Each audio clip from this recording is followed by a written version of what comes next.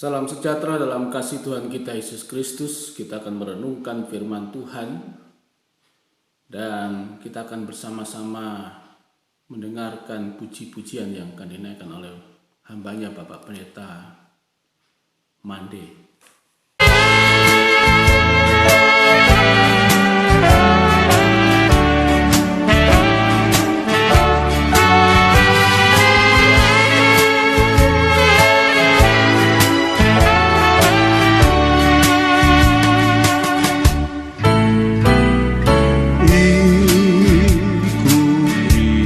Ikutlah Tuhan sekarang,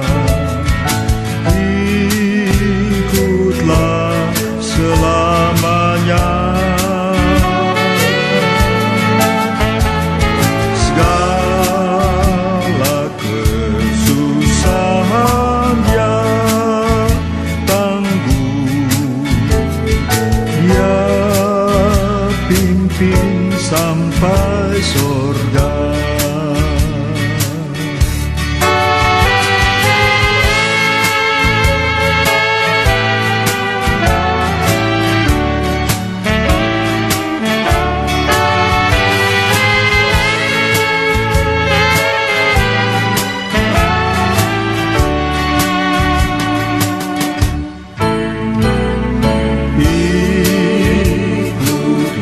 Ikutlah Tuhan sekarang, ikutlah selamanya. Segala kesusahan Dia tanggung, Dia pimpin sampai surga.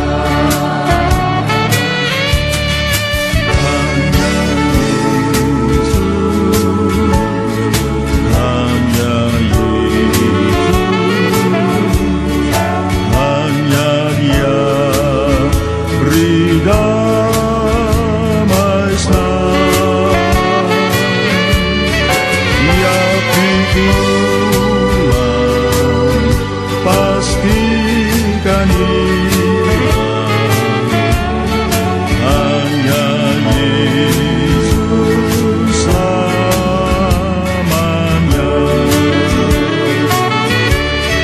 Hanya Yesus, hanya Yesus, hanya Dia beri damai senang. Dia pikulan pastikan hilang. Hanya Yesus selamanya. Hanya ku bisa lari kepada Yesus. Hanya ku bisa lari kepadanya. Di bawah kakinya Yesus ku sentosa. Hanya ku bisa lari kepadanya. Hanya ku bisa lari kepada Yesus. Hanya ku bisa lari kepadanya. Di bawah kakinya Yesus sentuh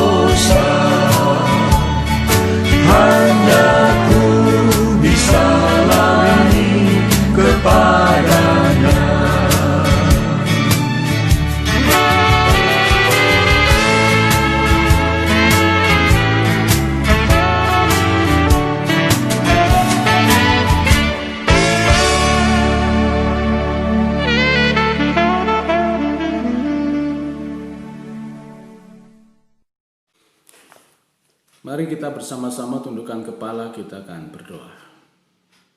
Bapa di surga, kami mengucap syukur kepadamu Tuhan buat hari ini. Kami bersyukur kepadamu Tuhan, mengikuti Yesus adalah keputusan hidup kami yang sungguh-sungguh bulat untuk kami hidup di dalam Engkau Tuhan. Berkati kami tidak merenungkan firman-Mu Tuhan, urapi kami semua dengan urapan Roh yang Kudus. Dalam nama Tuhan Yesus Kristus kami bersyukur dan berdoa. Haleluya. Amin. Bapak Ibu Saudara-saudara sekalian, kita akan bersama-sama merenungkan firman Tuhan dari 1 Yohanes pasal yang kedua. Surat 1 Yohanes pasal yang kedua pada ayat yang ke-5 dan ayat yang ke-6. Tetapi barang siapa menuruti firman-Nya, di dalam orang itu sungguh sempurna kasih Allah. Dengan itulah kita ketahui bahwa kita ada di dalam Dia. Barang siapa mengatakan bahwa ia ada di dalam Dia, ia wajib hidup sama seperti Kristus telah hidup. Jadi Bapak Ibu Saudara-saudara sekalian, kita perhatikan bahwa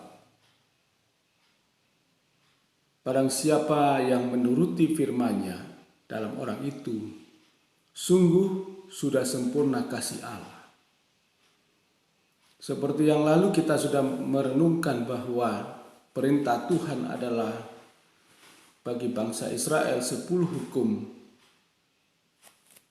Tuhan yang pada mulanya diberikan kepada bangsa ini supaya mereka hidup di dalamnya. Dan oleh Tuhan Yesus Kristus dikatakan bahwa hukum yang utama adalah kasihilah Tuhan Allahmu dengan segenap hatimu, jiwamu, dan segenap akal budimu. Dan hukum yang sama dan terutama adalah kasihilah sesamamu manusia seperti dirimu sendiri. Maka ayat ini mengatakan bahwa barang siapa menuruti firman-Nya, orang itu sempurna di dalam kasih Allah. Sebab memang tujuan daripada Tuhan memberikan perintah Tuhan 10 hukum itu, supaya kita hidup di dalam kasih Tuhan. Di ayat selanjutnya mengatakan bahwa dengan itu kita ketahui bahwa kita ada di dalam Dia. Barang siapa mengatakan bahwa ia ada dalam Dia, ia wajib hidup sama seperti Kristus telah hidup. Jadi dari 1 Yohanes pasal 2 ayat yang ke-5 dan 6 ini, kita harus hidup di dalam Dia. Kita wajib hidup di dalam Dia. Untuk itu perlu sekali kita memahami apa yang dimaksud dengan di dalam Dia atau di dalam Kristus Yesus.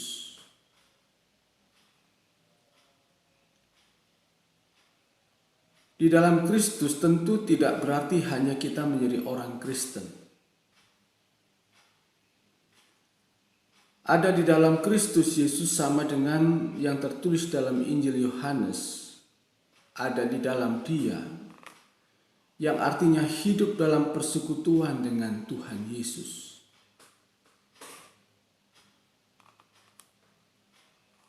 Dari ayat-ayat ini kita memperhatikan bahwa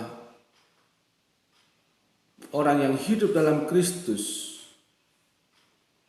wajib hidup sama seperti Kristus. Artinya kita memiliki perilaku seperti yang dikenakan oleh Kristus.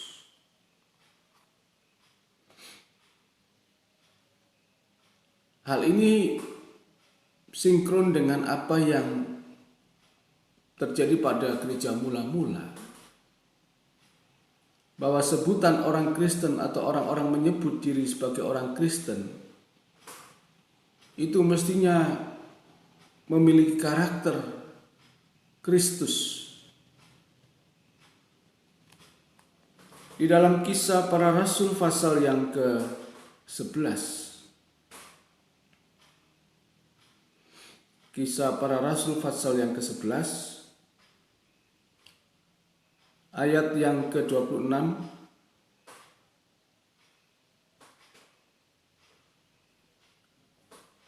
Mereka tinggal bersama-sama dengan jemaat itu 1 tahun lamanya, sambil mengajar banyak orang.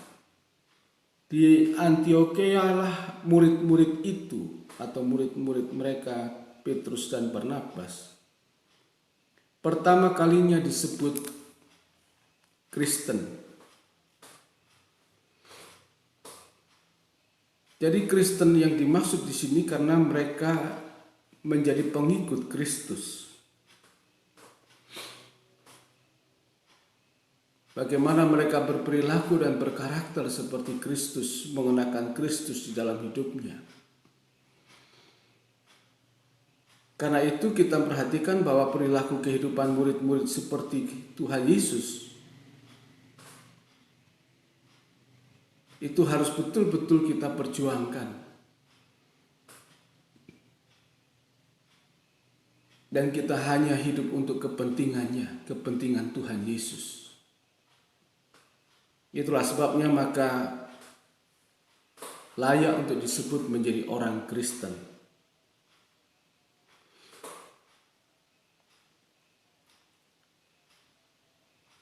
Dan orang yang ada di dalam Kristus atau di dalam Dia adalah orang yang hidup menurut Roh. Sehingga segala sesuatu yang dilakukan selalu sesuai dengan kehendak Bapa. Sesuai dengan pikiran dan perasaan Bapa di surga.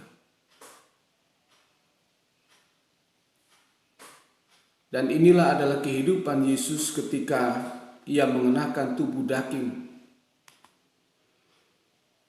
Seperti dalam Injil Yohanes juga dikatakan, itulah sebabnya Ia berkata, makananku adalah melakukan kehendak Bapa dan menyelesaikan pekerjaannya.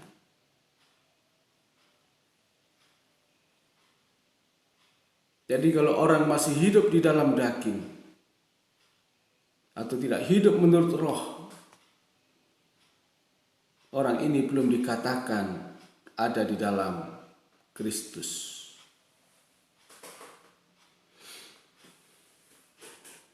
Dan pada kenyataannya pada hari ini banyak orang-orang Kristen yang masih hidup di dalam daging. Berarti mereka belum berkeadaan, belum berstatus sebagai ada di dalam Kristus Yesus. Itu berarti pula bahwa keselamatan belum terwujud secara utuh atau lengkap di dalam hidup orang ini. Dan kita harus ingat bahwa keselamatan adalah usaha Tuhan mengembalikan manusia kepada rancangannya semula. Di dalam Roma pasal yang ke-8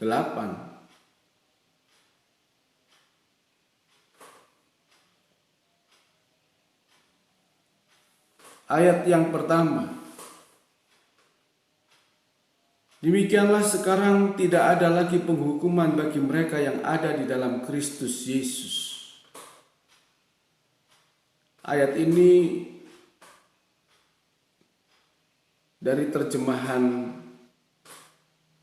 aslinya ada kekurangan. Ya, sebab ada kelanjutannya. Yaitu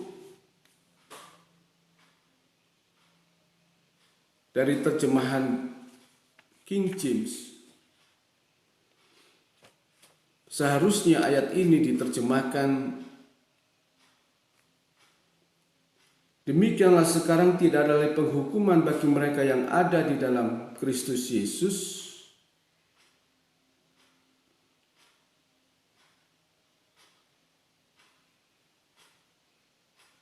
mereka yang tidak hidup menurut daging, tetapi menurut roh.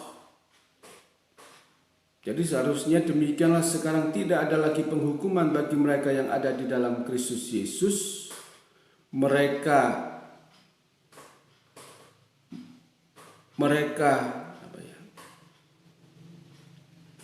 yang tidak hidup menurut daging, tetapi menurut roh.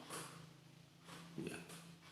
Itu kalau kita perhatikan dalam bahasa Inggris King James, who walk not after the flesh, but after the spirit. Jadi ayat ini seharusnya masih ada kelanjutannya, yaitu mereka yang tidak menurut daging, tetapi menurut roh. Jadi ada kekurangan penerjemahan ayat ini. Itulah sebabnya kita perhatikan dengan sungguh-sungguh bahwa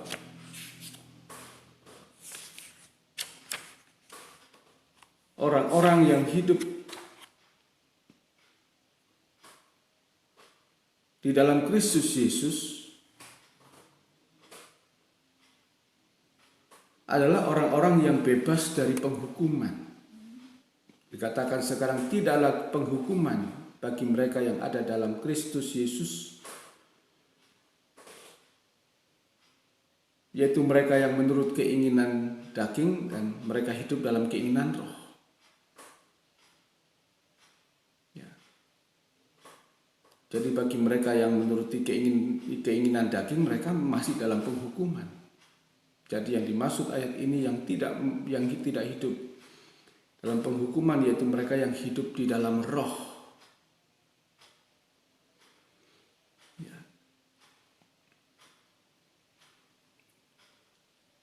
Jadi kita dalam hidup ini membutuhkan sebuah perjuangan untuk kita hidup di dalam roh. Untuk kita dipimpin oleh Roh Kudus. Di dalam Injil Yohanes pasal yang ke-16, ayat yang ke-13 mengatakan, tetapi apabila Ia datang, yaitu Roh kebenaran, Ia akan memimpin kamu ke dalam seluruh kebenaran. Sebab Ia tidak akan berkata-kata dari dirinya sendiri, tetapi segala sesuatu yang didengarnya itulah yang dikatakannya. Dan Ia akan memberitakan kepadamu hal-hal yang akan datang. Jadi kita hidup di dalam Roh Kudus. Roh Kudus memimpin seluruh hidup kita ke dalam seluruh kebenaran. Sehingga kalau kita hidup di dalam Dia,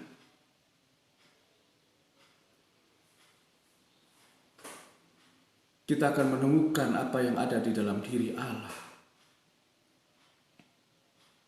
Jadi kita hidup menurut roh, hidup menurut gairah dan spirit dari Allah. Yaitu orang-orang yang hidup di dalam Dia. Itulah sebabnya Bapak Ibu Saudara sekalian, kita harus sungguh-sungguh bahwa mengenakan Kristus dalam hidup kita. Orang-orang yang hidup di dalam Kristus Yesus, dia wajib untuk hidup sama seperti Kristus dalam kehidupannya setiap hari. Mengenakan Tuhan dalam hidupnya. Hidup dipimpin oleh Roh Allah dalam seluruh kebenaran.